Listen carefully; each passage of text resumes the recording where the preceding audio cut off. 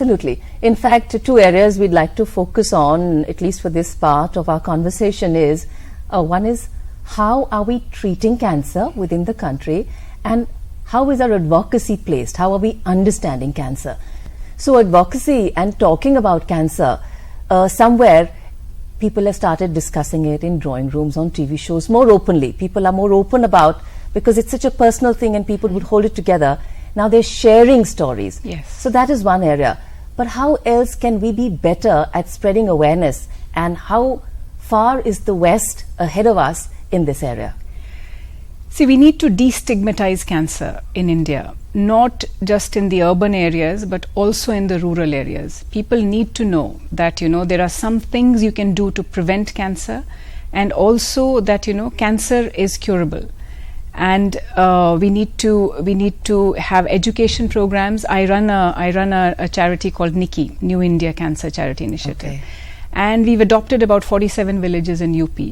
And I don't need to spend anything. I just teach the ASHA and the Anganwadi workers. So, they go to people's homes and they are able to talk to people in the villages.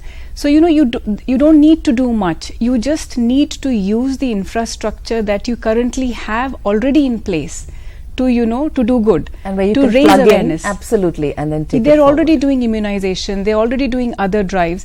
So, just make them aware, teach them about cancer as well. They go to people's houses, tell them, aap tambakhu mat khao, aap exercise karo, phal fruit khao, kachi sabziyan khao. Small things, they go a long way in preventing cancer. About 40 to 60% cancers in India are preventable. So, and that starts with the villages, with ASHA, Anganwadi workers, and the community health centers, primary health centers. We have an amazing system, I've realized. Okay. The only thing is, we have to somehow optimize it to maximum to deliver good cancer care. In the urban areas, when I left India in Jan 98, in Delhi, we had only one cancer center. Just giving you an example. Now there are 20 cancer centers, which are, doing an amazing job. But again, there is no optimization.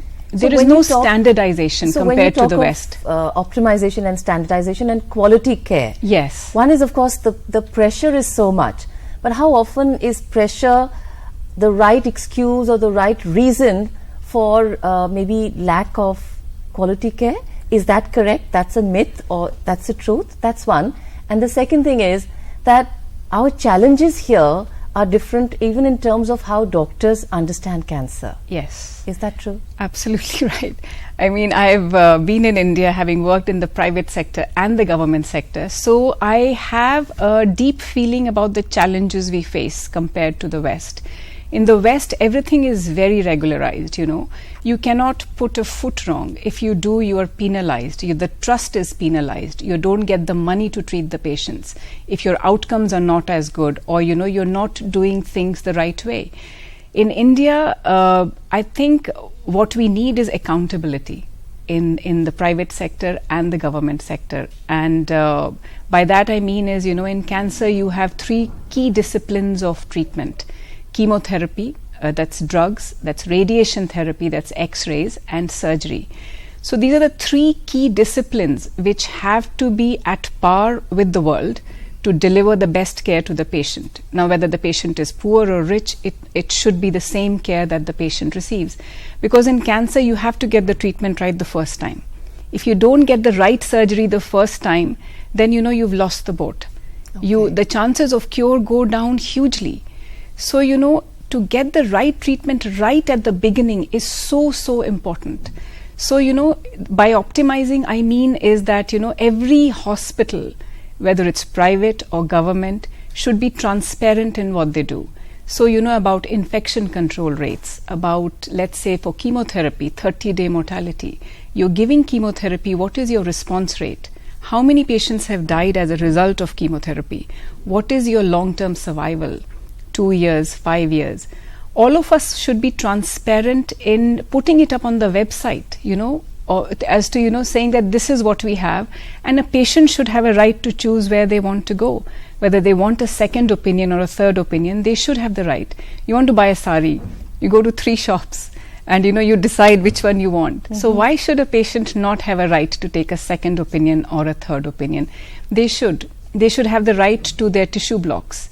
So I've seen in the private sector, a lot of hospitals will not give patients their tissue blocks for a second opinion, and which is wrong. So all of these things, if you're transparent in what you're doing, then, you will you will have a benchmark and you will try and improve. Let's say my results are 30% response rate, but in the West it's 60%. I will question, why is it 30%?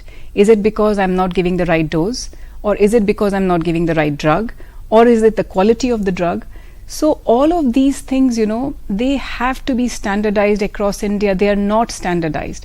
Today as a doctor, I can do what I want in India. I write a prescription. There is nobody to ask me why you've done that. This is not evidence-based. So how does greater accountability come in? So greater accountability comes in by, like let's say we have guidelines in place in the West. You have for European society, you have European guidelines. In India, we try and follow those guidelines, which is wrong, because we need to have our own guidelines, because, the biology of the cancer in Indian patients is different. Okay. So, we need to have the way the drugs work or the radiotherapy may work in India is in Indian patients may be totally different. So ICMR, the Indian Council of Medical Research, has done a wonderful initiative. They have come up with guidelines for treating cancer patients in India. 3 guidelines have been rolled out. Now, how we implement those guidelines, is very crucial. To have the guidelines there on the website, they are available in printed form to various hospitals. But how do you implement them? Will the hospital be penalized if the doctor does not follow the guidelines? So a patient ends up having surgery when the patient does not need the surgery. And most Indian patients are very, very trusting. They think doctor is God. And we have to be their best advocate.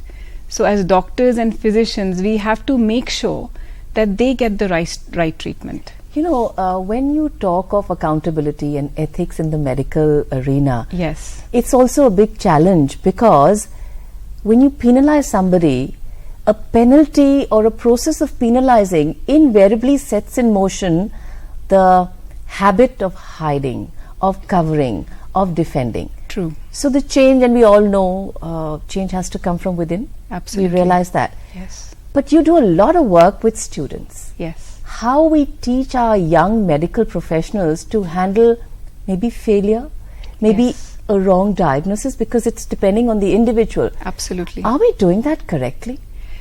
So 2 things. First thing is maybe not penalizing, maybe rewarding the hospital, say a corporate sector or government sector. If the results are being published, that's the first step.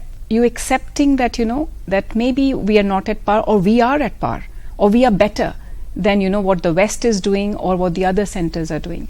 So that will be great. So maybe rewarding that trust, or hospital or corporate sector or government. The second thing is advocacy in students, and also teaching them the right way, right from MBBS level. Right. I trained in India, and I never had any training in palliative care, into getting the diagnosis right, how to various symptoms, the alert symptoms of cancer. I had no clue till I went to Tata Hospital in '94 and got into the intricacies. I came back to Tata Hospital, and the other thing that again my students still don't get is communication, like breaking bad news, and how to be empathic when a patient is diagnosed with cancer. It is a shock, Right. and to have a 10-minute consultation or a 5-minute consultation is not enough.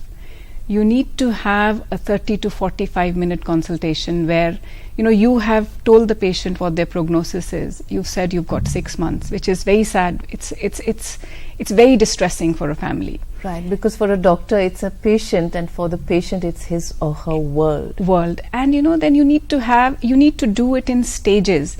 You need to have a nurse holding the patient's hand, talking it through, even after you've seen the patient. So we need to have something called communication skills.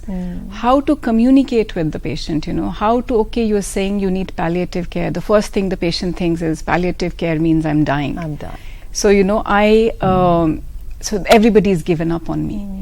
So one needs to tell them that, that I'm being kept alive. That's what the feeling is. And also you need to explain that, we can do this, but also we have to be honest sometimes in saying that nothing can be done. Sometimes as doctors also we fail that, We've tried everything, or patient comes in a very advanced stage, and we have to say that nothing can be done. And that is very difficult, I have found, compared to the West and East in India, for Indian patients to accept. Right. Whether they are from a poor family or a very higher socioeconomic status. Everybody wants to do the best for their loved one. And they're ready to spend anything. They're ready to mortgage their house. They're ready to sell their land. And sometimes as doctors, we have to be very honest in saying that nothing actually can be done. As doctors, we take oath, do no harm. So sometimes treating also is harming the patient. Right. So that also has to be put across the patients. That when a doctor says that, when a cancer doctor who's a specialist has said nothing can be done, one has to take cognizance of that. And then comes the end of life care. And, again, the government needs to do a lot in that. A patient where cancer treatment is not being done, cannot be done. And for a patient to end up in an emergency department of a hospital and then be put on a ventilator to prolong life is very wrong. What that patient needs is care at home, at place where they live, and kept comfortable, pain-free, and have some respect and dignity at the end of life. And there are a lot of charities doing an amazing job. Right. So when we talk of care at home, I think sometimes, when somebody is suffering from something which is chronic and long term, the collateral damage or the fallout on the caregiver can be huge. Yes. So do we have some systems, means, methodologies where the caregiver is also trained and helped to understand his or her role? Because, we are human beings, and sometimes caregiving over a period of time can completely make life unbearable for a person who could have otherwise led a normal life. Absolutely. See, when anybody in your family has cancer, it's not that patient going through that, it's the whole family. The children, the husband, the spouse, the mother, grandmother, the whole family is affected. And the caregiver, the key caregiver, usually is the spouse or the kids. So, they are the most affected, and we do not have systems in place in India to do that. And in the West, yes, you have a lot of people, you have a lot of resources also.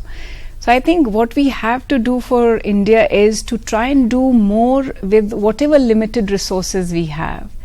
And the best way to do that is training our physicians the right way in communication, and also, training the nurses. Because, the nurses are not just there to change the bed sheets and look after the patient, change bedpans and just administer chemotherapy. They are the ones, who I always say are the key engine room of running a hospital. And the human face. And the human face, because, they actually are with the patient so much of the time. And they attend to the patient's personal needs. Yes. So when a patient is allowing somebody to walk into a very intimate and a personal space, the connection is different. Absolutely. So, they can, talk to the caregiver. And key thing is, instilling in the patient that, that you should look after your health, especially the caregivers. Only then you can look after the patient's health. Wonderful. So we're going to dwell a little more on caregivers, and we'll also try and understand from you what are some things that, if there are caregivers in our audience, what are some things that we could do and help any cancer survivor or a person suffering from cancer do better, and yet at the same time understand that there are two lives and how they're interlinked. But we'll talk about all that and a lot more, Bhavna, after this short break. Stay with us.